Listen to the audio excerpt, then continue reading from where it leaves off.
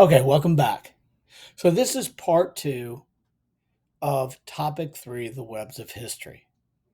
Now, you should, before you've watched this video, first of all, read through the introductory chapter of McNeill's Human Webs and also done the diagram yourself, the assignment. So, if you haven't done those two things, you need to stop the video and you need to go back and do them. So, just to review, what we're doing in this topic is we're learning about historical arguments. We're learning about thesis statements, claims, evidence by reading McNeill and using it to create an argument that explains how and why webs are central to the study of world history. So, to take you through that process, one, we want to make sure that this argument that we're creating identify and describe the human web. We want to make sure that it explains how a human web works. And lastly, by doing the assignment, we want to be able to create a thesis statement, develop subclaims, and supporting evidence to answer the essential question. So literally what we're doing is we're using McNeill to diagram a thesis based on the introduction, the claims based on the introduction, and the supporting evidence that not only McNeill uses, but you developed on your own. So let's run through the human web to help you understand the structure of it. Let's run through what he says. So in the introduction, McNeill introduces us to the concept of webs. And essentially, what I got the main idea to be is humans have been connected by human webs of interaction that allow for the diffusion of knowledge, technology, goods, and biologics from their hearth to new areas and influence survival and prosperity. There are many webs that humans are members of, and they help humans work together through cooperation and competition. Now, I want you to understand something. This is not a sentence that I lifted from the chapter. This is something that when I was done reading the entire chapter, I stopped and said, okay, what is this chapter about? So, this is the thesis that I came up with, that first of all, humans, you and I, are connected to these webs, and these webs give us the things that we need to survive and prosper. Now, we use webs, plural, because we are members of many webs, and they help us kind of coexist through competition and cooperation. So, this is what I thought that the entire chapter was about. So, when I developed my subclaims to be able to prove this thesis statement, I read through the chapter and I found that, first of all, the McNeills are arguing that webs are simply connections between people. So, to support this idea, I highlighted the various connections that the McNeills brought out, that these connections take place by membership in culture, membership of a family, member of a particular religious group, or member of an ethnicity, a culture. Chance encounters. You just bump into somebody and you say, hey, that's pretty cool. I'm going to copy that. Trade. Trade is a big connection. Migration. Movement from one place to another, either voluntarily or involuntarily. And then finally, conquest. Now, in this, I read that membership and culture, chance encounters, trade were very well brought out. Migration and conquest were not directly brought up, but they were alluded to. So that's why I put them there. So when I say webs are important to history and humans, learn from them to survive and prosper. The very first claim to support that is webs are simply connections. And my evidence to support that is that these connections take place in these ways. My second claim is that webs spread things humans use for survival and prosperity. Since history is the study of how humans survive and prosper, we're looking at this and seeing the spread of things from one area to another that help them survive and prosper. So I'm going to give you some examples as evidence. First of all, goods and wealth. A majority of the stuff that we use today in Forsyth County, Georgia, is essentially made somewhere else. And we specialize in the development of certain goods and also certain businesses to sell in other areas, basically to bring in wealth so that we can survive. So survival and prosperity requires goods and requires wealth that we get through these connections. Two, knowledge and technology. When we talk about knowledge, we're talking about any type of scientific knowledge. For example, as you read in AP Human Geography, that humanity learned how to farm hundreds of thousands of years ago. And that learning how to farm, called the Neolithic or the Agricultural Revolution, happened in a couple different hearth areas, origin areas, but then spread across the world. More and more people watched other people farm through their connections, and they adopted it. Now, secondly, when we talk about technology, all technology spreads across the world through webs.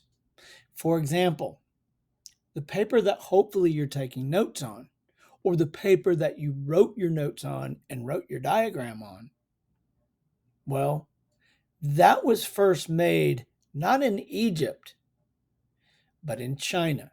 Let me explain. Egyptian paper, called papyrus, was made out of reeds. Chinese took the idea of reed paper, but they used wood pulp to make the paper that we use today. This idea of making paper, this process, diffused into Dar es Salaam, into Europe, and eventually all over the world.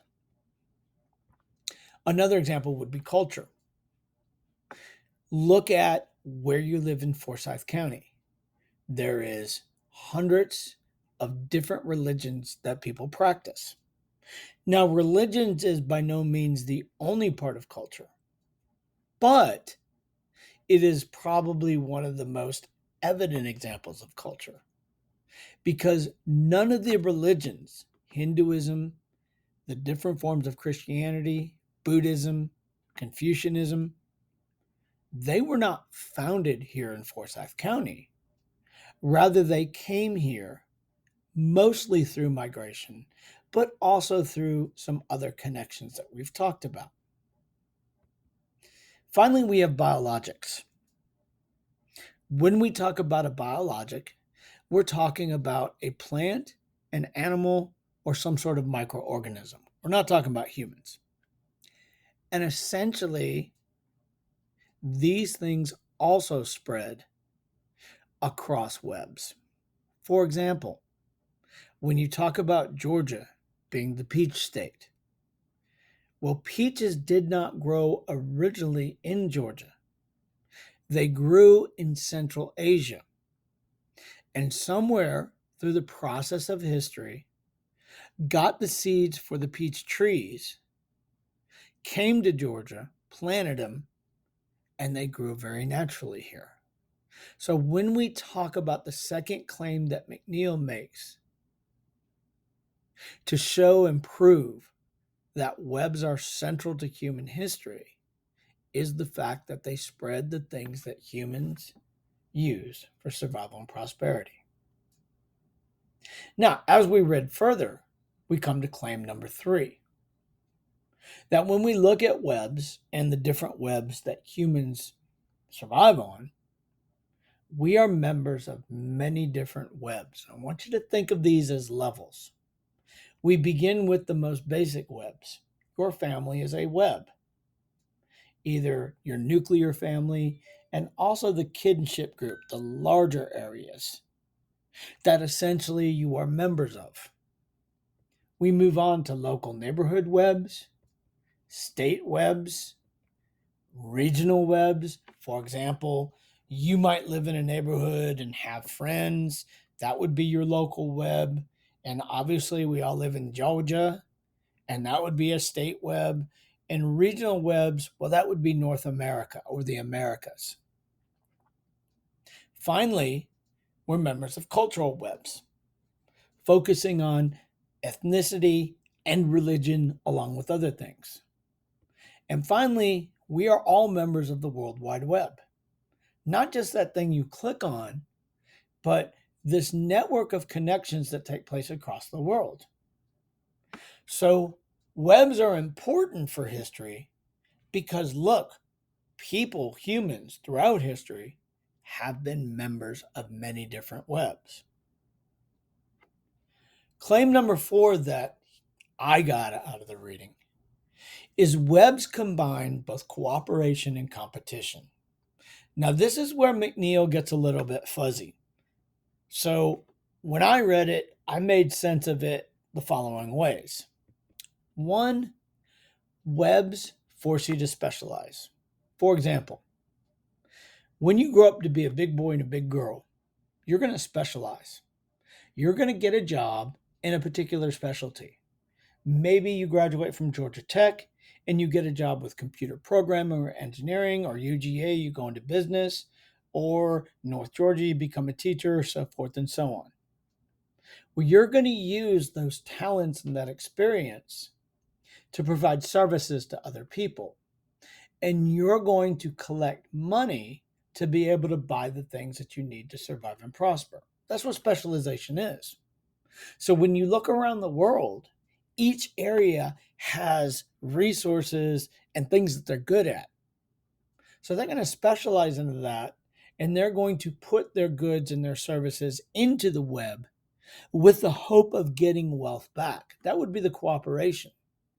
So, like, for example, if China decides, or if China, Korea, and the rest of the areas in Southeast Asia, they decide to quit making technology, we would be in big trouble. Okay. So that's kind of the interdependence that these webs kind of promote.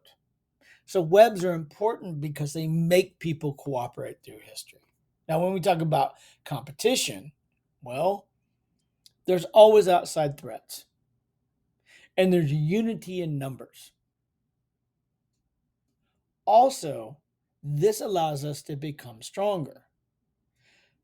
So when you talk about competition for resources, for lands, whatever you have, if we come together with other members who are threatened within our web, we're much stronger. So in a sense, competition in the web strengthens cooperation. And see, that's why it's important. Because when we talk about the collective survival and prosperity, we're talking about people cooperating through trade, cooperating to remain safely, but they're all trying to be number one. So, claim number 5, webs have an extendency to expand. So, when you look at any web on any level, they're always growing. You might not be able to see the growth, but they're extending their influence, they're increasing their connections. Why? Mostly because individuals, states, neighborhoods, they seek resources and markets to survive and prosper. A resource is easy to understand. A market is a place to sell what you specialize in. They want access to other areas, and they want protection. Now, webs are important because part of studying history is that these webs are growing, these connections are growing. For example, Christianity eventually gets to Japan, but Christianity is seen as a threat, so the Europeans were kicked out of Japan.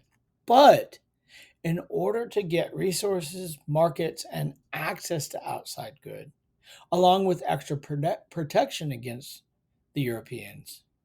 Japan continues to stay connected in their regional web to China. Now, just like everything, there is a carrying capacity to the web. There is a limit.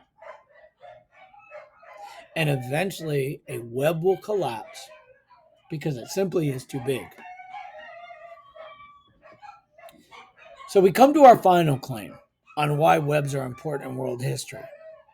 Well, when we study history, webs are the main thing that are going to shape history, and also they shape the geography.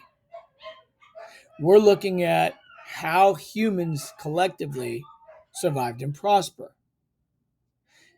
And the ability to survive and prosper simply depends upon the strength of the connection. For example, one of the least connected places is going to be Antarctica. If there was a civilization on Antarctica, their ability to survive and prosper is going to be limited because they're not connected to the web to get the resources, the protection, the ideas, the technology to be able to survive. Now, when we focus on how it influences or shapes geography, well, the main resources come from the environment. Also, the strength of the connection comes from the environment. For example, there is a section of water in the Indian Ocean. It's called the Straits of Malacca. And it basically is a water highway between India and China. So, because trade goes through there between India and China, a lot of the resources, the ideas, and the technologies that the Chinese and the Indians have, along with their goods and their wealth, flows right by Malacca. So that place is very powerful, very populated. Now, a counterexample would be ancient China. Have you ever stopped and asked yourself why Chinese and East Asian culture in Japan and Korea are so much different than ours? Well, the reason is prior to the opening of the Silk Road and prior to the opening of the Indian Ocean system, China just didn't have a lot of contacts with the outside world. So they were left to develop their own culture, their own written language. Whereas the people of ancient Mesopotamia, where civilization first began, India, ancient Egypt, into Greece and Rome, they were very strongly connected. So their cultural ideas, their languages, their alphabet, their technology is all very similar. So, to kind of sum it up, what you need to learn. The main thing you need to learn and be able to do is create an argument to explain how and why webs are central to world history. When we study history, we're doing so from the global perspective. And this requires us to see the connections, i.e., webs, that take place for many reasons and allow the spread of things that people need to survive and prosper. So, the key takeaways from this lesson, from this reading, the things you need to remember.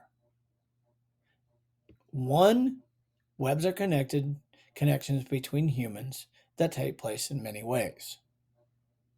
Two, webs are important because they spread economic innovations, cultural, and biological things. These things promote survival and prosperity.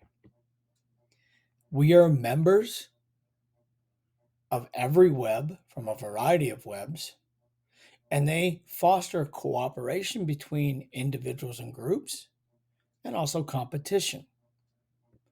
And finally, webs are always expanding until they get too big, and they shape what we study in history and geography.